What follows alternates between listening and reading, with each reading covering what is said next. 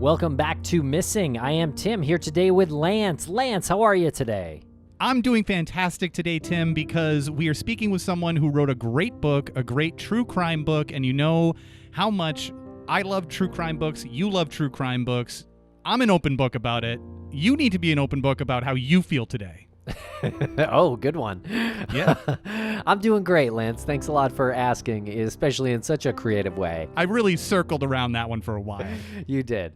And so we speak with a new friend here today in this episode. Her name is LaDonna Humphrey. She is an author, she's a mom, and she's a private investigator, Lance.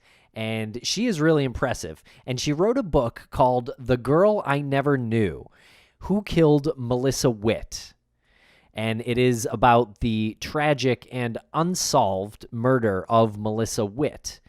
She went missing in December of 1994, and her body was discovered about 45 miles away in January of 1995. She was found in the Ozark National Forest, and she was 19 years old when her life was taken from her. And we know that LaDonna's done such a great job. She's been working on it for almost a decade now, and the book, like we said, is great. And as we speak with LaDonna, we just see how much work she's put into this, how much of herself she's given to this particular unsolved murder.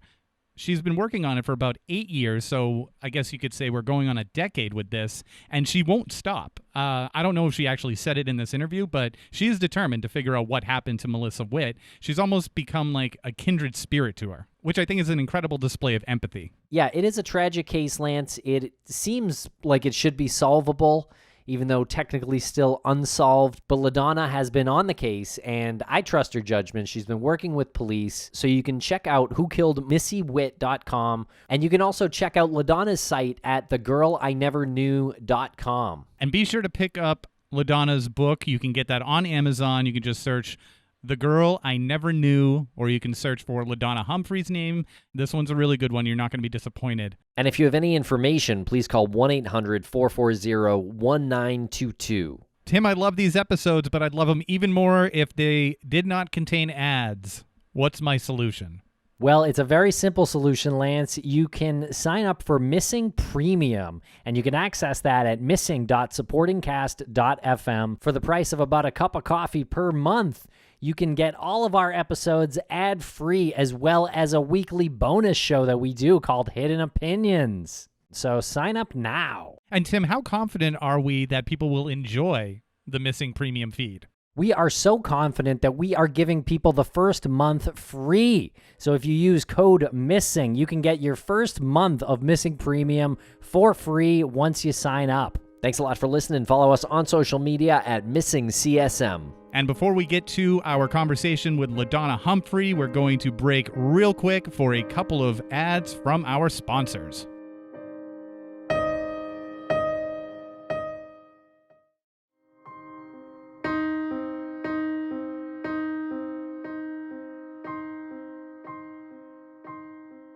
Welcome to the podcast, LaDonna Humphrey. How are you today? I'm great. Thank you so much for having me. You are more than welcome. And you're more than welcome to come on the show at any point in the future, simply because you expressed how nervous you were to speak with us before this interview. And that did a little bit for the ego. So I appreciate it.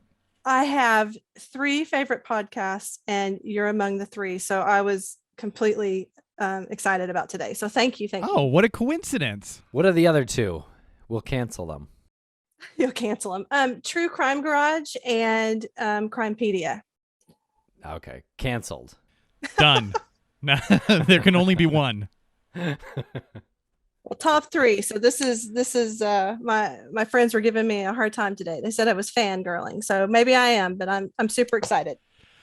Well, we're excited too. And to be honest, I would be lying if I were to say that I wasn't nervous to speak with you, because I always get a little bit anxious speaking with people who have the resume that you do. As a writer, an investigative journalist, you're a private investigator, and that's something that I really hold in a high esteem. So I think the butterflies are all over the place here. Well, we'll all be nervous and have a good time at it. Sounds good. Well, before we get into Melissa's case, can you tell us a little bit about your history, I guess, being an investigative journalist and a private investigator and an advocate for victims of crime? Sure. I attended the University of Arkansas and pursued journalism as my degree, and then ended up really shelving it for a very long time. Started a family and did some of the traditional things that people do, and finally woke up one morning and said, I'm ready to make a difference. And so, long story short is that I ended up helping to co-found a nonprofit that offered services to families that had missing adults.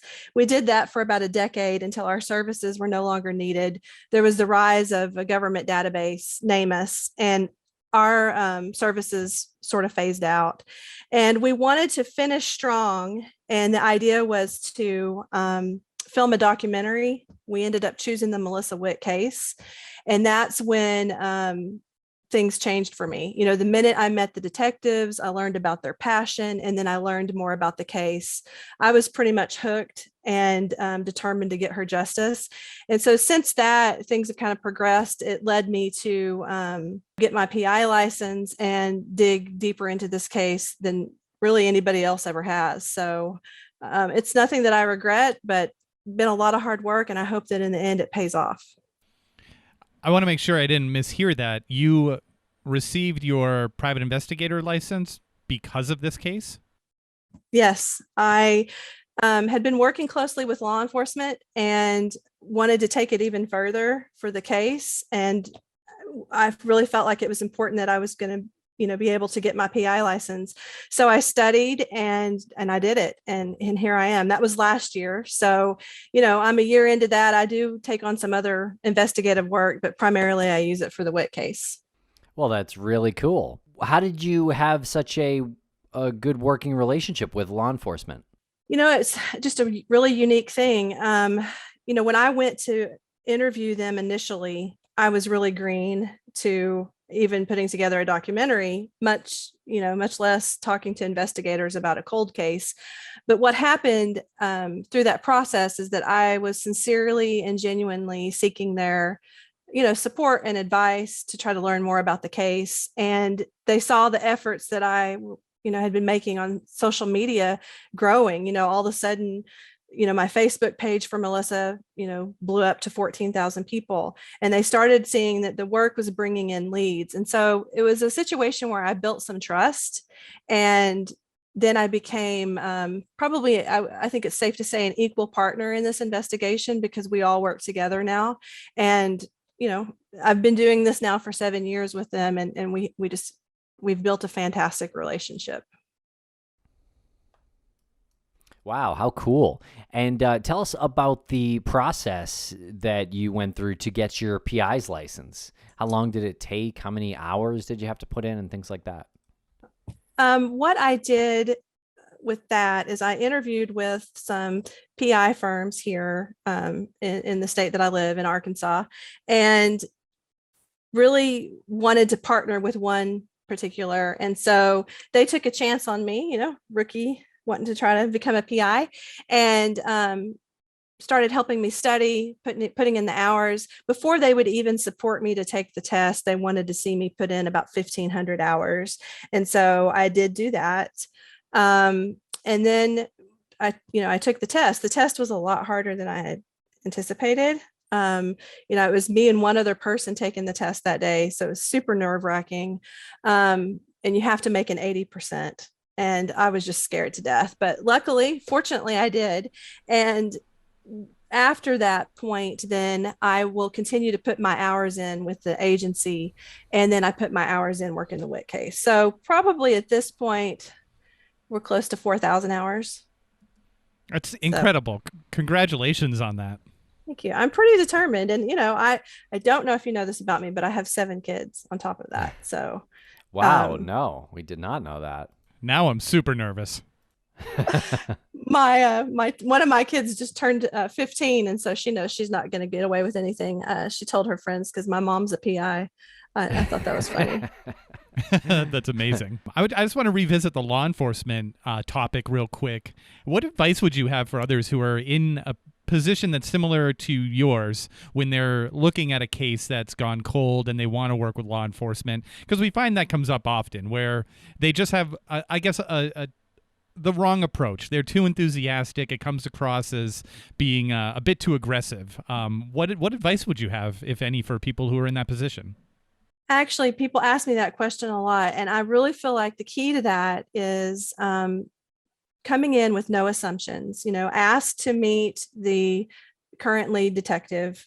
File your FOIAs and see what happens there. A lot of times they're going to say no. Sometimes they don't. It depends on the state and the department. And then try to build that relationship, but come at it from the perspective that you just want to help. Maybe cite some other examples that you've seen where citizens have gotten involved and been able to bring, exposure to the case.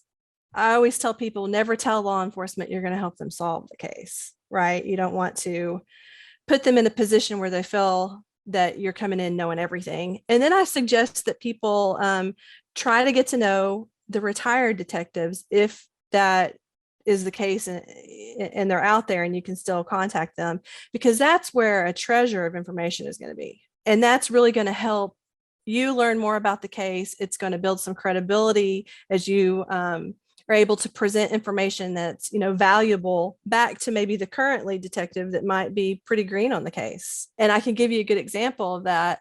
The current detective on Melissa's case was in preschool when she went missing. Oh, wow. Yeah. So there's a lot of value that this adds to the case when somebody else can come in and kind of bridge that gap. So just a real unassuming, genuine mode is what I suggest to people. Very cool. Well, good work on all that. And your investigation into Melissa Witt's murder led you to write a book. Can you tell us a little bit about that decision?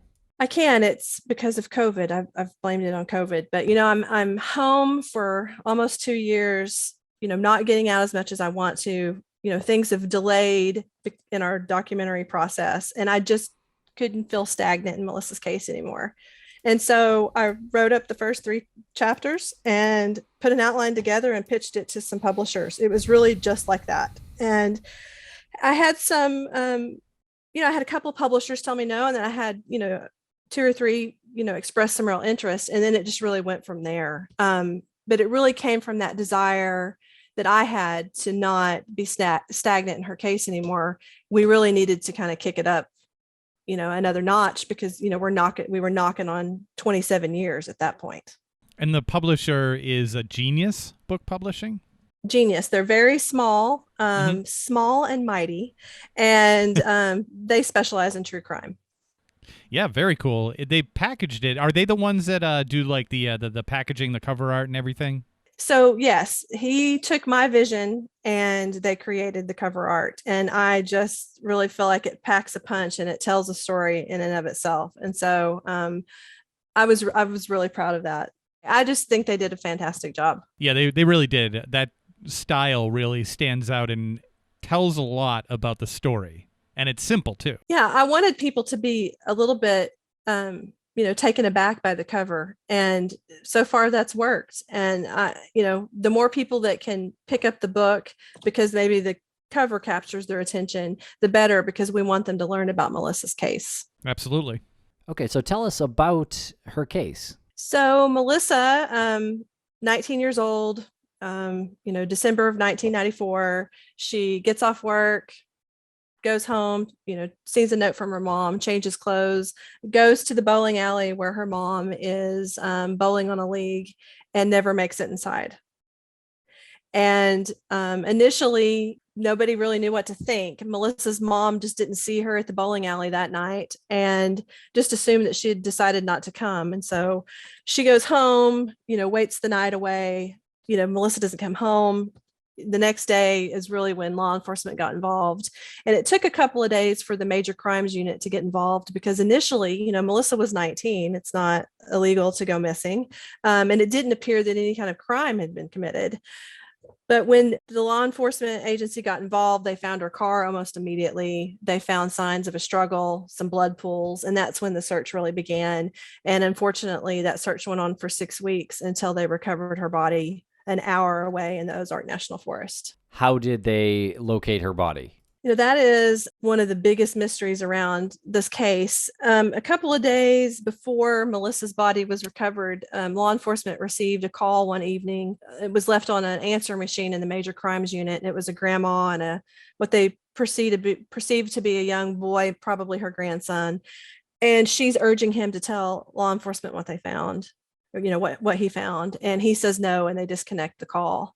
And then 2 days later, the Franklin County Sheriff's Department gets a phone call that 2 trappers that were going through that area of the Ozark National Forest had stumbled upon initially what they thought was a mannequin lying in the woods, and it turned out to be the body of a young white female. Of course, everybody rushes to the scene, and Fort Smith is called because they believe, that they've got their girl there. They believe that it was Melissa, and it turns out through dental records that it was. That part's, a mystery because it's an hour from the abduction site. The trappers had been by there the day before and her body wasn't there. Then they go by that morning and it's there. And through the investigation, they were able to determine that prior to where they found Melissa, her body had been hidden behind a tombstone-like rock about 15 feet away from where her body initially, where they ended up finding her. And so that's just been really a very strange part of the case. So you're saying that Melissa's body was about 15 feet away from where the trappers found it for months before it was, I guess, assumed that someone moved it the day before the trappers found it, moved it 15 feet? Yes. It's just strange. They, whoever killed her had initially hid her body behind the rock and placed some leaves and some other things over her body. And then whoever moved her body, they either stumbled upon it and moved it, which would be gruesome because she'd been out there for 6 weeks, or it was the killer that returned to the crime scene and moved her body. It could go either way. We're just not sure. And so, they would have, just to be blunt, had to have grabbed her by the ankles and just moved her that 15 feet. And it's mind-boggling that it happened, but we've not ever been able to determine who made that phone call to the major crimes unit. It's possible those people are who stumbled upon her body.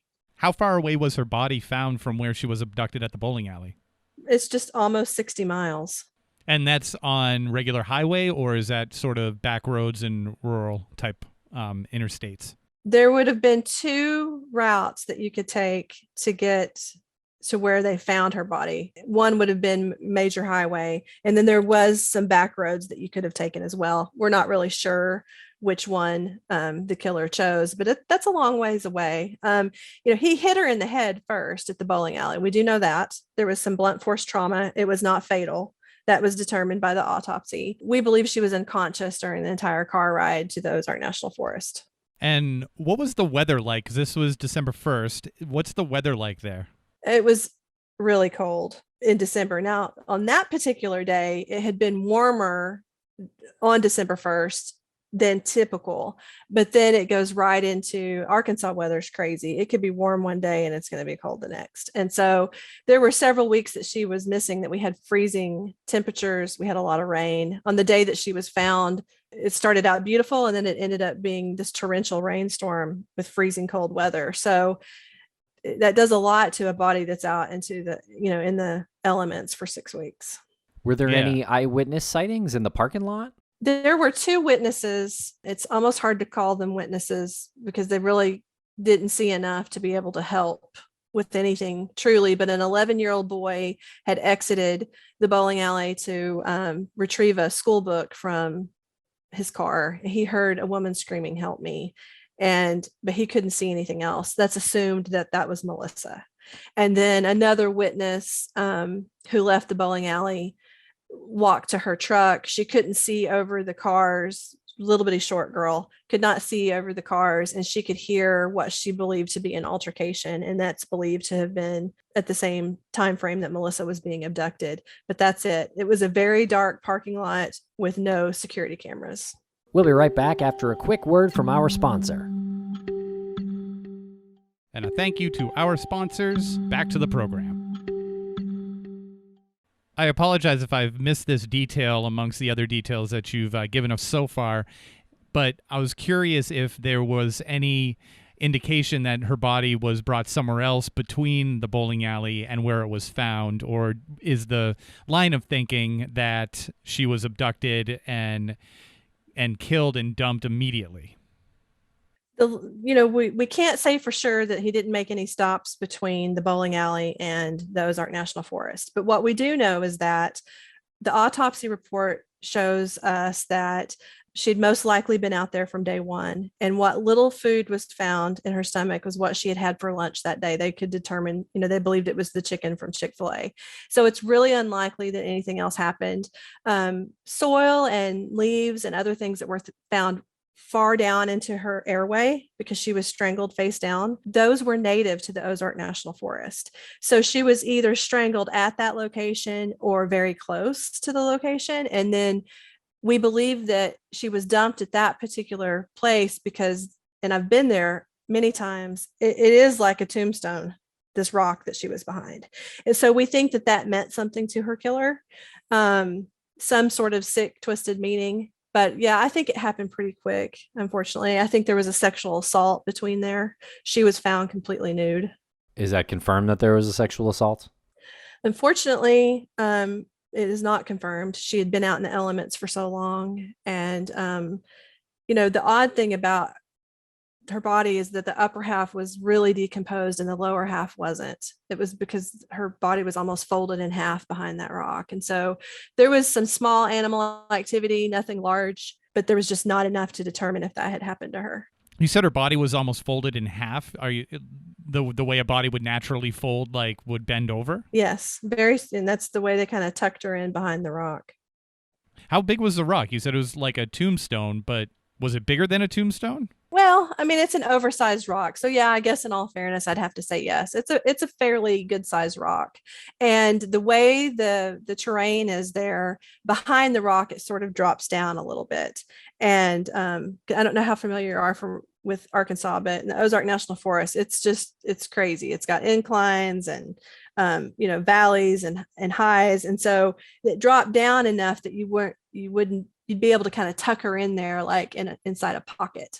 And you said that it was your belief that maybe this particular location had some meaning for the perpetrator. Is this also the belief of law enforcement? It is. They've always believed that the most likely scenario was it was a man that was local to the area or someone that had frequented the Ozark National Forest to hunt, to fish, to hike.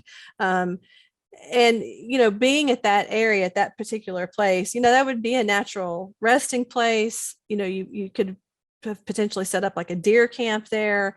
There's a lot of different things that could have been to somebody. And it's pretty eerie being out there, honestly. Yeah. Tell us a little bit more about that. Is there, are there hiking trails right there? Is there a lot of foot traffic in that vicinity right there, immediate vicinity? No, this was off of a logging road. It's pretty remote location. It's just, and it's way off the main road. You had to have known where you were going to get there, especially under the cover of night, to be able to get there, do what they did, and then get back out. It wasn't just some random serial killer. This was somebody that knew what he was doing. And so, it's lonely. It's a lonely area, and it must have been pretty frightening for her. Yeah. How was her body as a Jane Doe connected to her missing persons case? How did that connection get made? They were able to identify her through dental records pretty quickly. So I think that by the next morning, the assumption was, of course, when they found her, that it was Melissa. There wasn't anybody else with that description missing. But to be sure, obviously, they had to check the dental records. So, and then it was just, they had to notify the family. And thinking along the lines that this location could be something or somewhere that a hunter would know. Is there a license that is needed to hunt in that particular section of the national forest? Depending on what season that is, you know, if it's deer season, turkey season, whatever, you have to have different kinds of licenses. And so those were checked and rechecked. I even went back and checked, you know, digging back into this just to see what might be interesting. So, you know, it's possible that, you know, it was somebody that was used to hiking in the area as well. Or, you know, college kids often would go deep into the Ozark National Forest back in the 90s, you know, to drink or to smoke marijuana. And so that's a possibility too. And were there any other attempted abductions or any abductions after the fact or around that time? I know you said that the assumption was that was her because there wasn't any other missing person who or matched that description at the time. But how about after or in like a larger radius?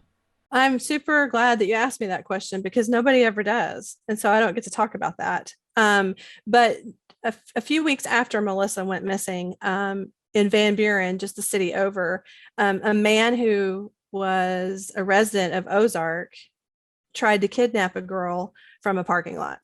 And inside the van, they found rope and duct tape and, you know, all the things to take a girl.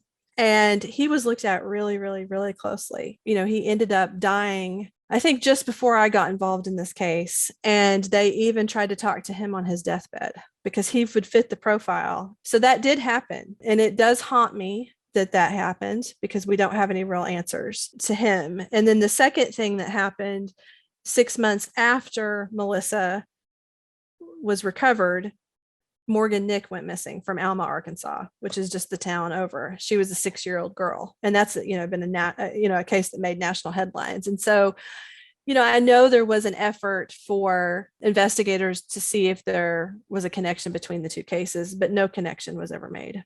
And you said Morgan was 6 years old? She was 6, yes. Was she abducted from a parking lot, or was there some similarity in that? There was some similarity in terms that it was a parking lot. She was at a Little League ball game with her mom and was dumping sand from her shoes and was just never seen again. But, you know, what makes it unlikely is there just aren't that many predators. I mean, it happens that are, you know, I guess a crossover, they would take any age, you know, that crime of opportunity. It does happen. It's pretty rare.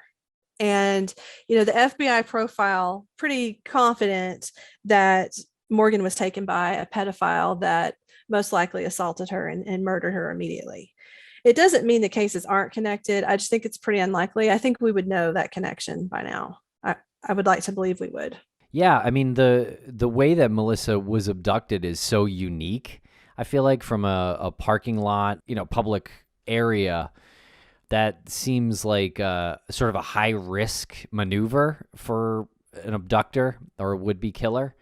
So yeah, I guess it seems like a serial case, I guess is kind of what I'm saying. Like that person, I would think, would have tried that again afterwards, having been successful with Melissa's case.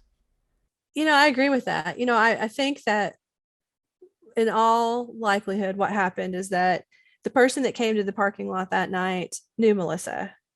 They knew each other. There was some sort of confrontation. Maybe it was a jilted lover. Maybe she had spurned some advances. And I think an argument ensued because we do know there was an argument. I think that he did not like how feisty she was. And I think out of frustration, he hit her on the head. A head wound is going to bleed. Maybe he had a criminal record. Maybe he didn't. Maybe the blood scared him, knocked her unconscious. And he, from the way the blood trail was in the parking lot, you know, the little dots of blood and pools of blood, we know that he drug her or carried her and either put her in the back seat of a car or in the back of a truck or a Bronco, and he drove away with her. And I honestly think it was somebody that Melissa knew on some level. What makes you think that?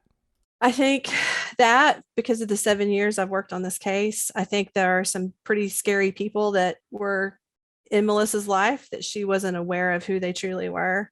They've gone on to commit other crimes, obviously not just like this, but there have been people in her life that were, have gone on to be abusive to women and downright dangerous, stalking them in parking lots, some pretty scary things. I just think based on that argument that they had that night, it was with somebody she was familiar with, the witness that I told you, the little short girl who couldn't see, but could hear the argument. She likened it to maybe a couple breaking up or just there was a familiarness there. And I believe that was Melissa. And I believe that whoever approached her that night didn't like what she had to say, which was probably no. Yeah. And I'm curious what her social circle was like. And that's a lot of people ask me that too. And Melissa did not have any enemies. She was friends with everybody.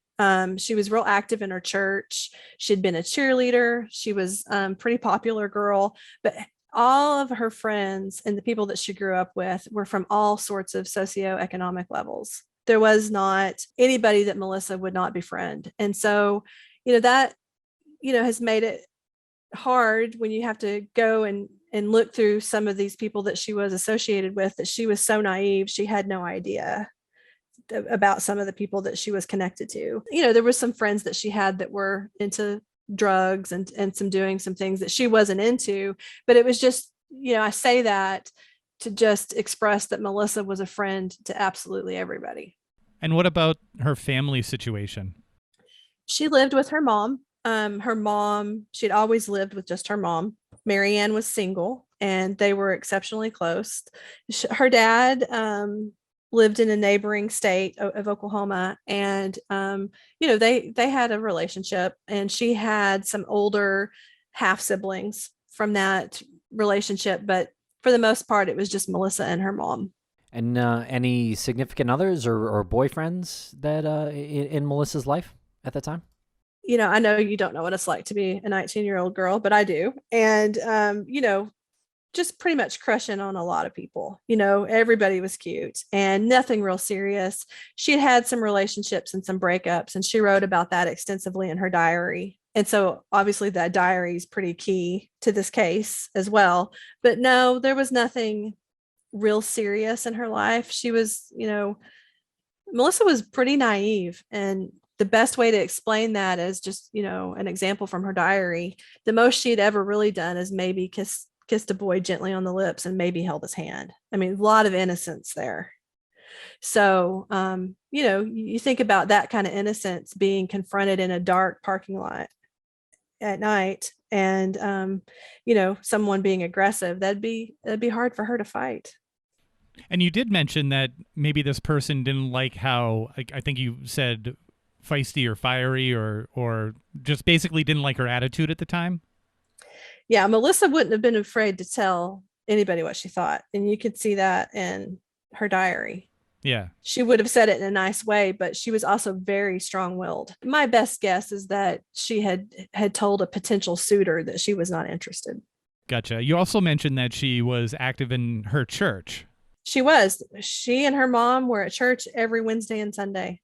And, Wednesday night, Sunday morning, and Sunday night. And so she, had an outlook on life that was different than a lot of people at that time. I mean, she wasn't going out and partying and having sex and smoking and doing all those things. And so, I don't want to make it sound like she was, Pollyanna, because nobody is, right? But she did have a level of, rose-colored glasses that she just didn't really understand yet how the world worked. Have you looked into anybody who might have attended those church, what do you call them? Church sessions? Oh, yes, extensively. Yeah. Okay. I've done a lot of, that was actually, I'm glad that you said that too, because that was one of the first things I thought about, because so many predators hide,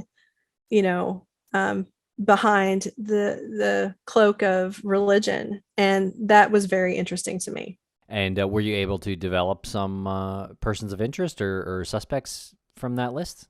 There's a couple of people that were interesting. It didn't really take us anywhere. There's two really, really interesting people. One has not been named, and it is somebody that she knew. And I can't really say a whole lot about that. The other person that is the top suspect in this case is Larry Swearingen from Texas. He was executed in Texas in 1998. He kidnapped 19-year-old Melissa Trotter from her community college. And in December, almost 4 years to the day when Melissa Witt was kidnapped. And he drove her 60 miles away to the Sam Houston National Forest, where he strangled her and left her dead body. Turns out that Swearingen was real familiar with Ozark National Forest. His grandparents lived about 2 hours away from Fort Smith. And we know that he was in Arkansas within days, just days before Melissa was murdered. Wow. Okay. So there's some similarities there in the way Swearingen murdered a different victim. Enough so that it warranted police to take a really deep dive into that. You've got two 19-year-old girls. They look eerily alike. They're both named Melissa, both active in their churches, both at a community college, and then their bodies are found. They're both kidnapped in December. Their bodies found in a national forest. There's a lot there. And I spent years before Swearingen was executed doing everything I could to find out, if there was a connection. And he ended up being executed in August of 2019 for the Trotter murder. And you're right. Melissa Trotter does bear a bit of a resemblance to Melissa Witt. Oh, it's uncanny. And before, and Swearingen and I had a hate relationship. We really did. I would write to him. He would sometimes write me back. He would then issue me a cease and desist. And this went on for years. I mean, I just wanted him to tell the truth, give us an alibi of where you were, something. And he wasn't going to do it. But about 4 months prior to his execution, I spent every week calling, emailing, faxing, sending letters, doing everything I could to get Montgomery County, Texas to schedule an interview with Swearingen and law enforcement in Fort Smith. I just could not let it go. And finally they did. They called the Fort Smith PD and they basically said, please call her off, please make her stop, and we will grant the interview. And so they did. Investigators go to talk to him. Everybody said, oh, he won't be able to be quiet. He's going to talk your ear off. They get him in this room and he says, okay, fellas, what are you here for? And Chris Boyd says, well, I'm Chris Boyd. I'm from Fort Smith, Arkansas. And he said, nope, not talking to you. Let me out of here. And he wouldn't say a word. And then he was executed. So it was devastating for the case. It's really even hard to talk about. Wow. And he claimed innocence in the other case. He did. There was, he was a master manipulator. Yeah. There was some question about some evidence. I can tell you that I've read the entire case file for him. I've FOIA'd everything I can. I've spent time in Texas. I did everything I could. And I firmly believe that he killed Melissa Trotter. I just do. Did he have anything to do with Melissa Witt? I mean, we can't prove it. We've never been able to place Swearingen in Fort Smith, which makes it difficult. I would add this, that, about 3 years into this investigation, I had a secret informant come to me from Montgomery County. And they said that when Swearingen was arrested, that they had found a receipt for gas in Fort Smith, Arkansas in December of 94.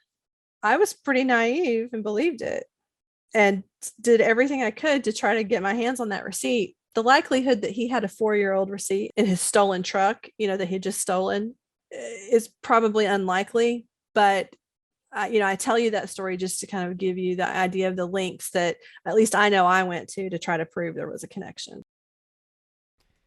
Yeah, it seems like he could have, if he had information in Melissa Witt's murder, maybe he could have leveraged that against his death sentence in Melissa Trotter's case. You know what I mean? Yeah, he could have gotten another stay. Yeah. Mm-hmm. I can't explain why he did what he did. I worry it's because it was, he had such a volatile relationship with me and I had pushed so hard to get answers that he just didn't want to talk. I mean, I'll never know for sure. Unless we can prove that he was in Fort Smith, it's always going to be a question mark next to his name.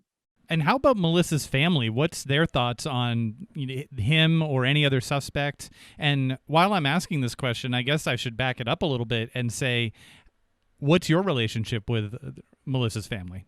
Her parents are deceased. And she does have some cousins that have been in touch with me. They actually came to an event that I spoke at and, thanked me for my work on the case. Her siblings, her half siblings they're much older. They're in their 70s. I don't really have a lot of contact with them. I think that me being this vocal about the case has been difficult for some of her older family members because they believe that there really isn't going to be justice because she's dead and you can't ever undo that. I mean, they've told me that, and I understand that. They also are very, very religious and believe that Melissa is, her soul is in heaven and that she's fine and they're going to see her again and all of those things. And that's what gets them through the day. And I respect that. And so I continue to do this work and try to be very respectful of the parameters in which they've set. And you obviously don't have any insight on who the parents who her mom ever thought might have been responsible for this, or any cousins or anything. So Melissa's mom, Marianne, was very, very close to the original lead detective on the case, J.C. Ryder, whom I have we talk every single day and have for years. And so I have that insight from him about Marianne. And really, she just leaned on him and law enforcement. I don't really think she had anybody in mind. She didn't want to believe that this had happened to her only child as it was. She did want justice, but I don't think she ever really, knew for sure. And some of the other suspects were developed after she had passed away. We'll be right back after a quick word from our sponsor. And a thank you to our sponsors. Back to the program.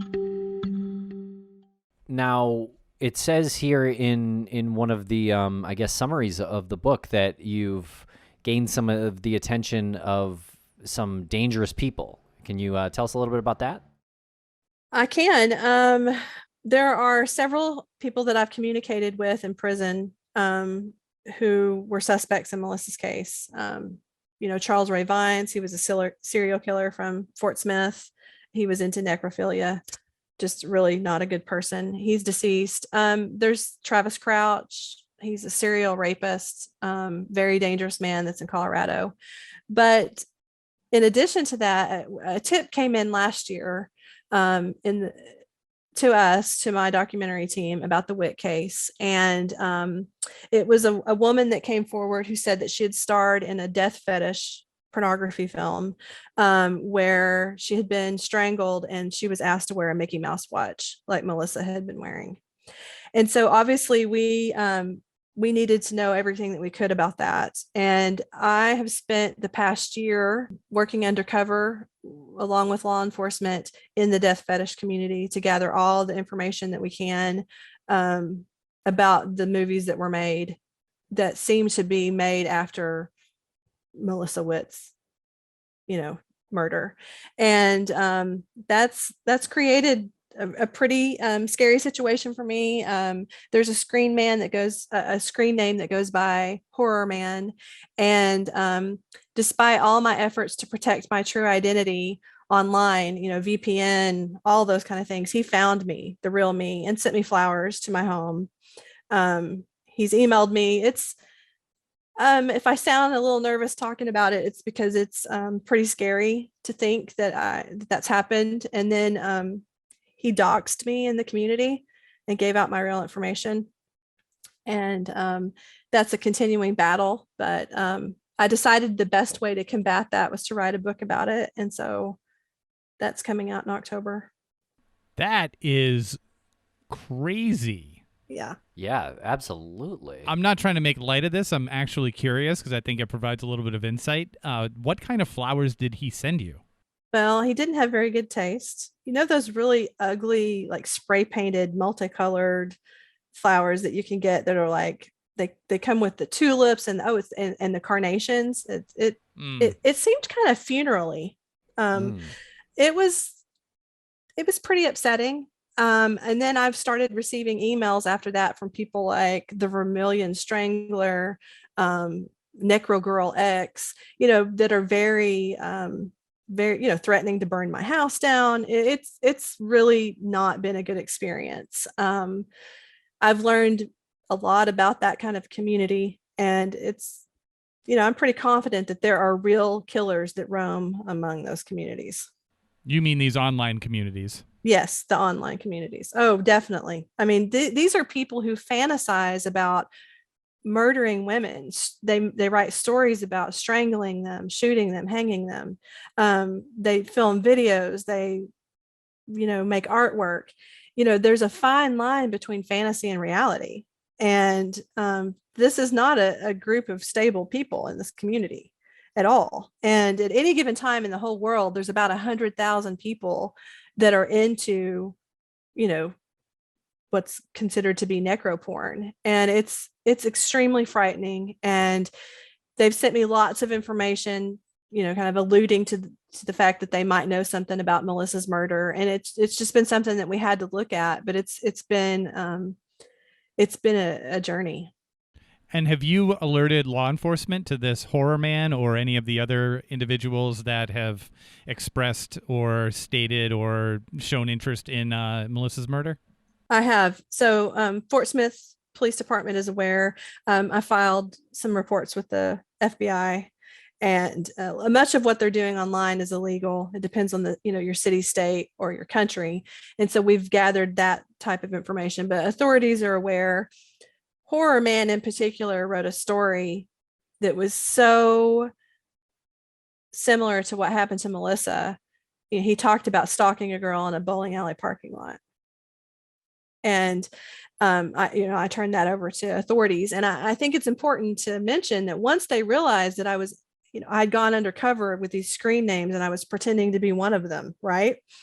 When they figured out who I was, 3 of the online communities shut down. They took the websites down.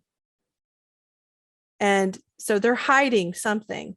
What that is, I don't know. Is it, and I don't want to say, is it just the necroporn? Because that's horrible in and of itself. Is it human trafficking? Is it murder? I don't know. Yeah, right. I mean, is it one of those or all of those and then add in a few others? Yeah. And I think the reality is that, out of those 100,000 people, I mean, you're looking at 5, 10, 15 could be really into something that's much worse than just fantasy. And anyway, it's something that it has to be talked about, and that's that's what I'm starting to do because it was a part of the Witt investigation. And what do the police that you've been working with say about that? Have they told you information on that? Have they actually been able to identify that horror man? We have been able to track horror man down. So that's been a good thing. And so the authorities in his community will be dealing with some of the things that happened. And that's a good thing. As far as being able to tie this community to the Witt case, I wish I could say that we did, but we have not been able to, make that connection. But I think it's important that people know about it because I think that there's many things that can be found in that community, and there's lots of movies about girls that have been murdered that we think are after they're making these movies after real crimes. You could argue, well, it's just a movie, but this is not normal stuff. This is pretty frightening. Yeah. And tell us about your book. You mentioned that you're writing another book. I am. So the Girl I Never Knew is the first in the series of Who Killed Melissa Witt. And so the second book comes out October 28th. It's called Strangled. I co-wrote it with Alicia Lockhart. She is who came forward with the tip, and I've worked with her for the past year, really taking a closer look into the death fetish community. And then there's a third book coming, and it'll come out in 2023. Wow. So the second book is more of a deep dive into that death fetish community? It is. It's all about the death fetish community, what we uncovered, what we experienced. We want the readers to decide for themselves what they think. And then I do talk about in Strangled, I start leading up to the third book, which is called Hypnotized, which is going to go into the unnamed suspect in the Witt case. And so my hope is that this series will launch, it'll be out there, it'll be as well received as The Girl I Never Knew has been, and that more information would keep coming in about Melissa's case. That's great. Yeah, fantastic work with that. I love the long-term plan. Yeah. I love the trilogy of books, which enables anybody who is interested not only in Melissa's unsolved murder, but how to go about what you did and where that leads you, and then how to deal with that as well. I think it's almost like this true-to-life instructional manual. Well, what I wanted it to be is really kind of all those things that you're saying. I wanted people to understand just how dedicated we've been to the Witt case, just how much we want to see justice. But I also want people to realize that behind every cold case are the kind of things that you're going to read about. You're going to have the red herrings. You're going to have the horrible, horrible suspects that come up, and none of them are going to be the ones that committed the crime. And so I want people to do that deep dive to understand it's not as easy as you think it is by watching a television show. Is there anything else that you'd like to mention about Melissa's case? I think the most important thing that I always want to mention is that there's no piece of information that is too small. We have people that are reading the book that are all over the world. And, people move every day. They've moved out of Arkansas. And if you've got some information, even if you don't think it's important, we really want people to come forward. They can either call the police department in Fort Smith, or they can get a hold of our team at whokilledmissywitt.com. We're really easy to find, and get the information, and we will turn it into law enforcement. That's the most important thing that I could say in this case. And, that's one of the things that I wanted to have happen with the book. And that has happened. Our phone lines have just blown up, and we're just grateful for every call. It may not lead to justice in the case, but we want people to have the courage to come forward. And in your investigation, this is my last question. In your investigation, did you get any indication that this person might have told somebody about this, that there might be more people out there that know about this? Or did you get the impression that it was done and this person hasn't spoken a word? I don't think they've spoken a word. I don't think they have confessed it to anyone. But I believe, and so do law enforcement, that I've been in contact with the killer on multiple occasions. We firmly believe that.